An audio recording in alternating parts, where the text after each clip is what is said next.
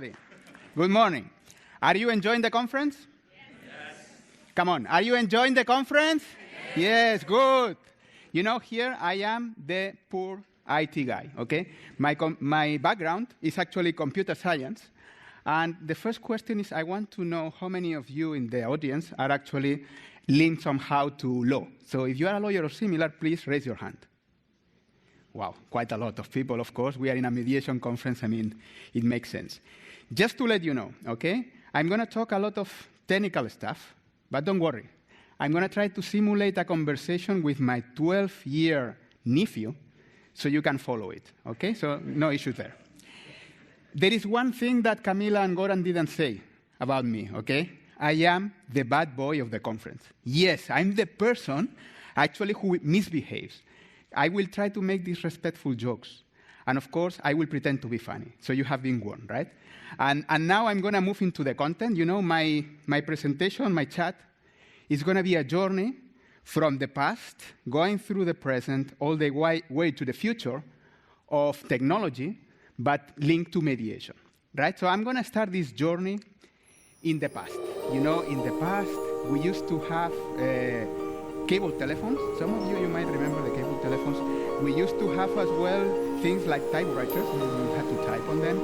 And of course, we had a lot of paper, right?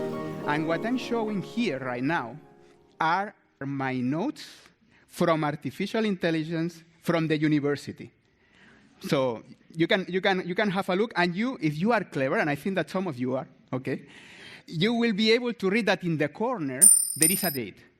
Those notes are actually dated from '95, right? So it's a while ago.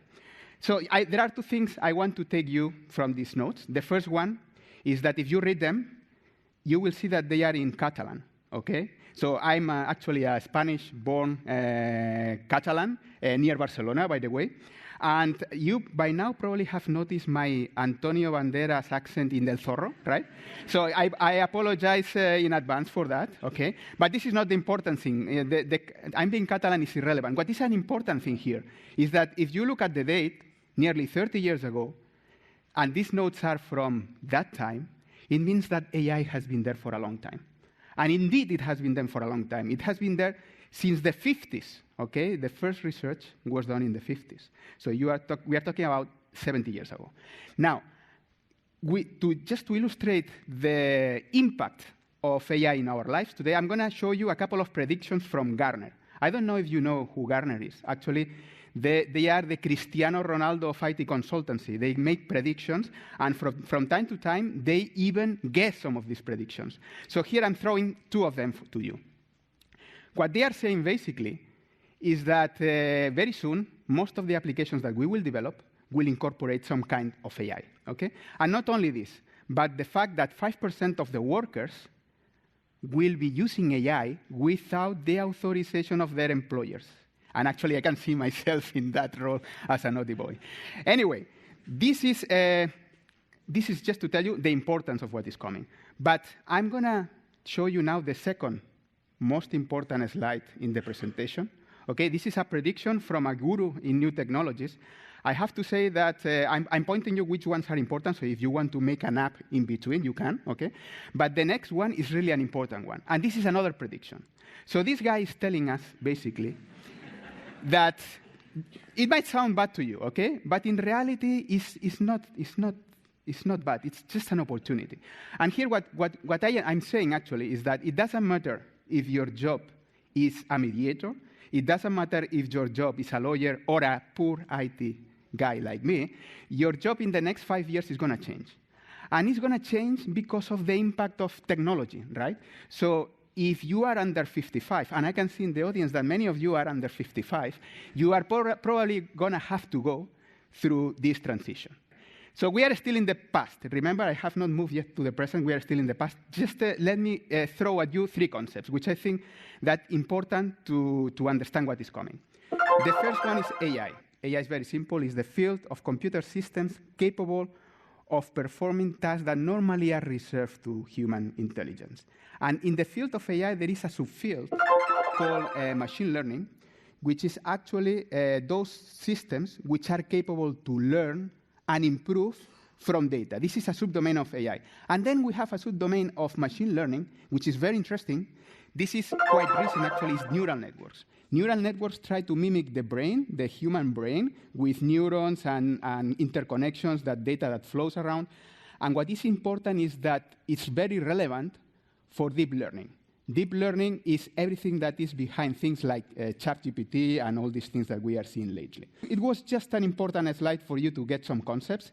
And you need to know that everything that we do today capitalizes on these three concepts, okay? So now I'm moving to the present, you know? The present is actually a nice place. We have modern gadgets. We have laptops. Certainly we have smart telephones.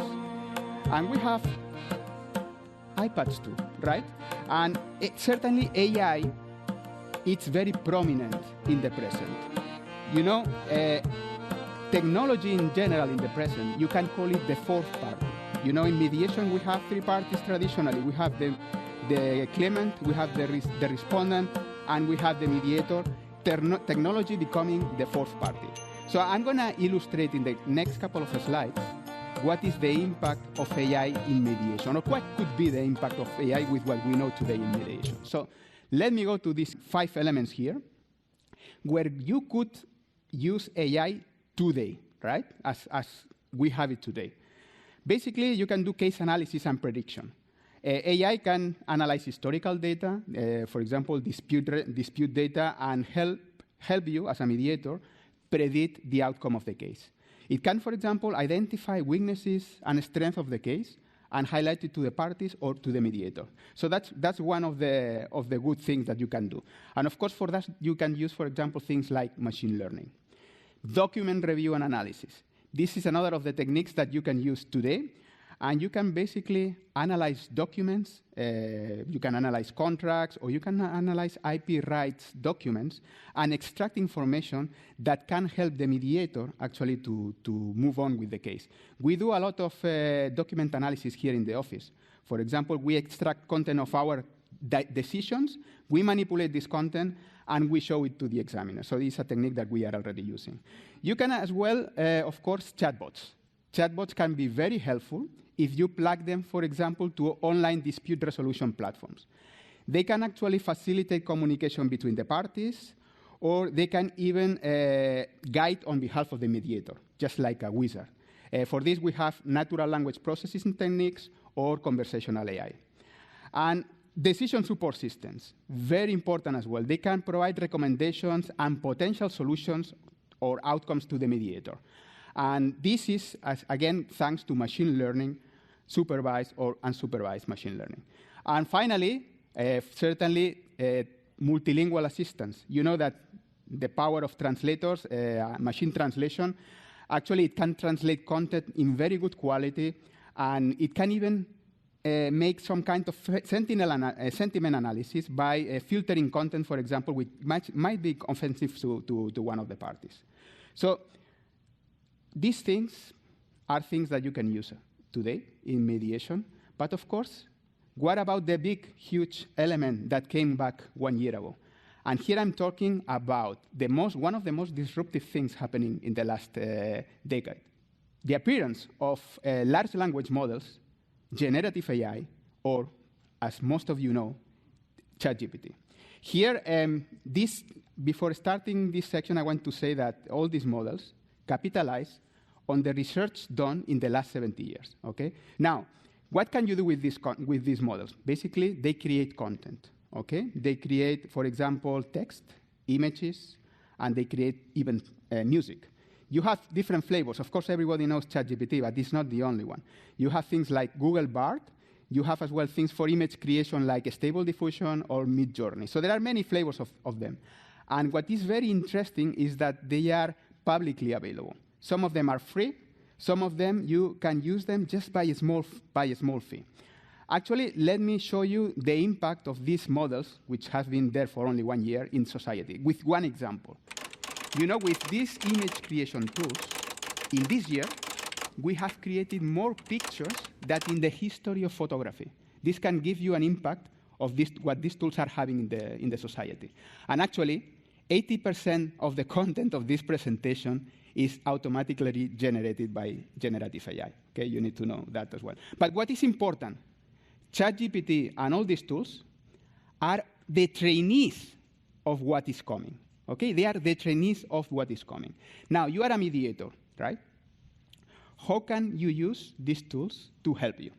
Well, there are different possibilities. You can use them, for example, for creating text. No? They can create a first draft of everything. For example, they can help you to write the agreement, or they can help you to write content for communicate with the parties. So there are different possibilities. And sometimes what they create is something I like to say very much, is usefully wrong. So it's usefully wrong because it can be a departing point for you to complete the content. There is, of course, the possibility of these tools helping you with professional advice. If you train the tools with the information of your case, you can ask questions to the tool, and he can answer quicker than if you had to find this information in the case yourself. Research. I use it all the time for research. If you are not expert in a domain, you can ask questions to the model, and it will tell you something. It is faster than searching in Google, for sure, or looking at Wikipedia. Plus, they have the option that you can follow on the conversation. So they are very good for research. And of course, very good for translation, right? You can translate, for example, Google Bard. With Google Bard, you can translate up to 40 languages. So very interesting, these tools. And of course, but they are as good as as the questions that you ask them. Okay? So if you ask good questions, you will get benefit. If you don't ask good questions, certainly you will not get good content. Now, these are very interesting. But of course, there are problems with these tools as well. Things, for example, like data protection. If you are using this for a case, you must be careful because the information that you upload might violate the confidentiality requirements of the case. And you don't know what they are doing with this information. They might use it to train the model. You don't know in the future. So you have to be very careful with this point of the data protection. Incorrect information. This is another of the problems they have. These models are trained with a lot of web pages. Some of them are incorrect. Some of them are just obsolete. So the information, the response that you might get, it might be wrong. So you have to be careful with this. And of course, certainly IP infringement. The content created by the tool might not be very different from the original content, okay? But there are three things I want to put some focus on the concerns that we have with this kind of tools, which are bias, hallucination, and the muse effect, okay? Let me go with the first one, bias. It's very funny because we live in a biased society, and bias actually refers to the tendency of algorithms to reflect that human bias that we have in the society. This is very interesting because we don't like bias, but we are all biased, some kind, okay? But we don't like algorithms to be biased. So it's something that it's contradictory. But let me show you what the real scale of the problem with an example. It's better to use always examples. I go to one of these image creation tools, and I ask it, please give me the picture of two nurses. This is what I get. But if I ask the same tool, give me the picture of two doctors, this is what I get. So you see, nurse female, doctor female. It's just reflecting the bias that we have in the industry. So if you are using generative AI to help you actually moderate or mediate in a case, always look at the outcome with a very critical eye. Another of the problems which I find this very interesting, this is very related to ChatGPT and Google Bard, these recent models. Remember, I told you I will do things simple for you. Okay, so hallucination basically means ChatGPT smoking cannabis.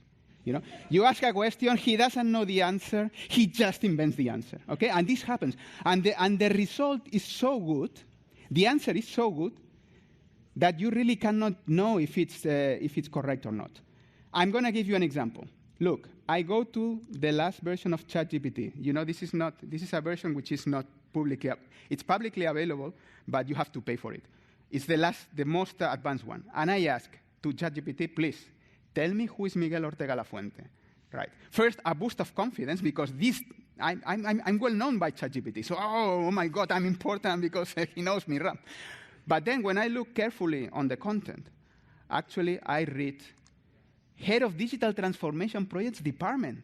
This is wrong, because there is no Digital Transformation Projects Department in this office. I'm actually the head of new technologies. So actually the tool just invented that part. And it throw it in the middle of a text, which looks good. So you always have to be very careful. Again, if you are using this on a case, always look and double-check the information that it might give you. And finally, this I like. This is the Muse effect, all right? The Muse effect is, I'm going to explain it with two examples. You remember when we got the calculator, we all forgot to sum up. You cannot sum up anymore. And you remember when the GPS was invented. You don't know even how to go home without the navigator. You are lost. So yes, generative AI makes you stupid, really. And there is one good thing, okay? If you are already stupid, don't worry, you are safe. You won't get more stupid, okay? But it is very dangerous because it can make you dependent, okay? It is very addictive, and particularly, it is really dangerous with your kids. If they are in the learning process, they can be dependent of these kinds of tools. Okay, so let's ensure that these powerful tools, which have lots of capabilities, do not forget us how to think, all right? Right, so we know the power of generative AI, and you know I'm a bad boy, I'm very naughty, so I want to ask the question. I go to ChatGPT, and I have to ask the question. Okay, can large language models replace a human mediator in ADR? I ask the question, and look what he says. Large language models, LLMs, such as GPT-3, have demonstrated impressive capabilities in generating human-like text and understanding natural language. However, as of now, it is unlikely that LLMs can fully replace a human mediator in alternative dispute resolution, ADR. Oh, it is unlikely. I don't like the answer. So I go to another of these tools, this time to Google Bard, and I try to ask the same question. Large language models, LLMs, are still under development, and it is not yet clear whether they can fully replace human mediators in ADR. However, there are some potential benefits to using LLMs in ADR. Yeah, it's not yet clear. So same answer, right? Conclusion. Both models agree on the importance of the human element in the area of mediation, you know, which is particularly very, very important because of the capabilities of active listening and empathy, which are still capabilities not available to machines. So in conclusion, the replacement of the human mediator is not possible yet. Okay, now, let's move into the future, you know. In the future, you have flying cars. You have virtual reality. You have Terminators. And here you are going to allow me to hallucinate a little bit, okay? I want to smoke cannabis, right? But I'm going to use my futurologist hat. You know, with this hat, I'm capable of looking at the future. And the funny thing is that even if I don't guess it properly, you will not be here to let me that I'm wrong, okay? So let's use our imagination. Thank you very much, Gordon. I think we need an applause for this act of performance. Right, so I'm moving to the future. Let's see how technology can help in the future. Remember, I'm hallucinating, okay?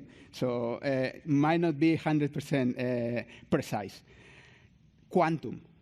Quantum is the infrastructure of the future. You know, quantum computers we are already working with quantum computers, but they are not stable. And how can we use quantum computers in ADR?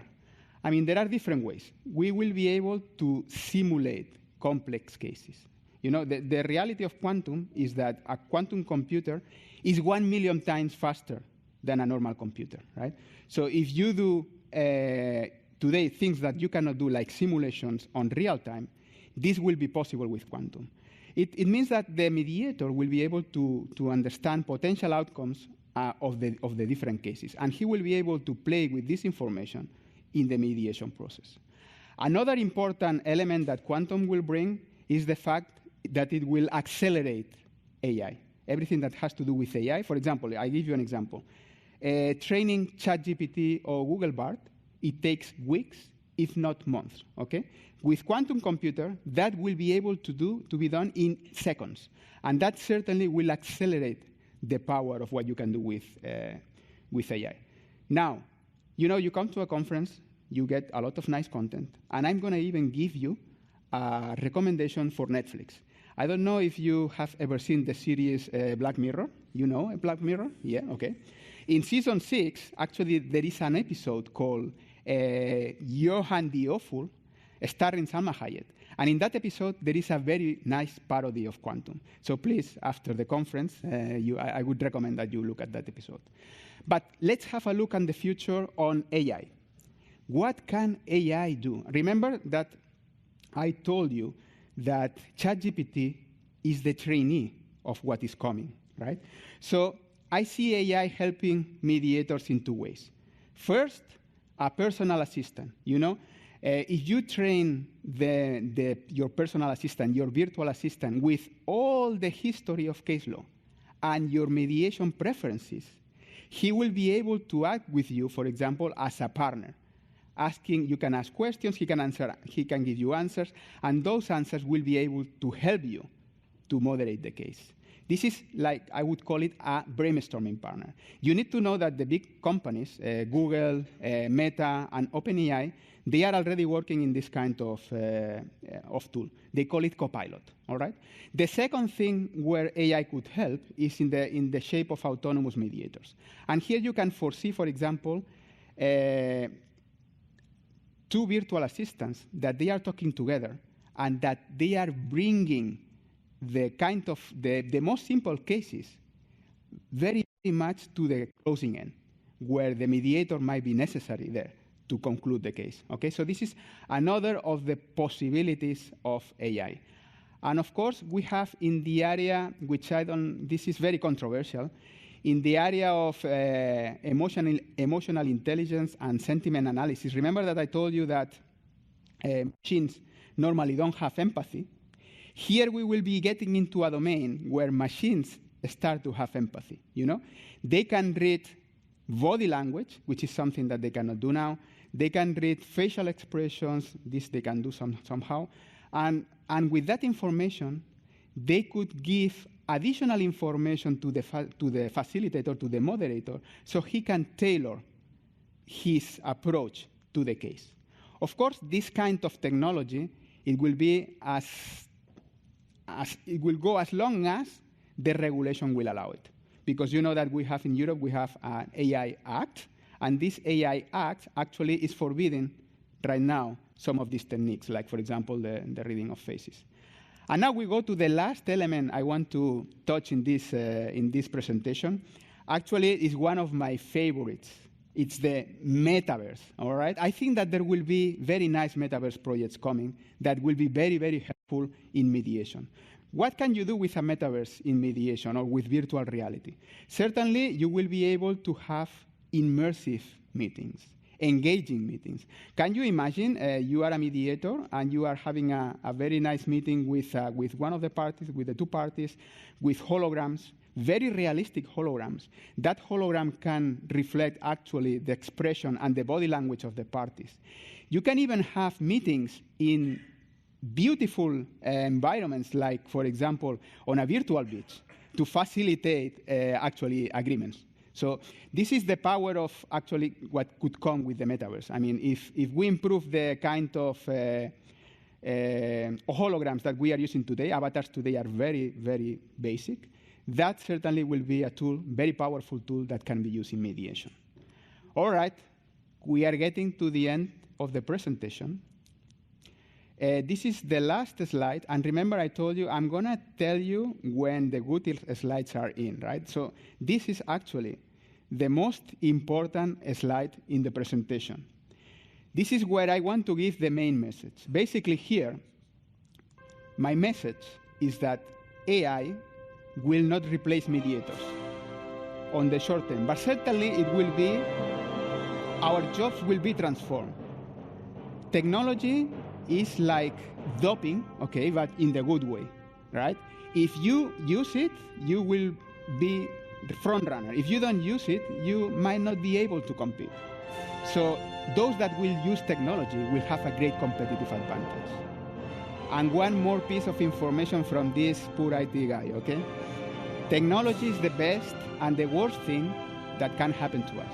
And it is actually in our hands to make it the best thing. So go explore generative AI, all these elements that I said here, and in the language of mediation, make yourself friend of the fourth party. This is just the beginning. Thank you very much.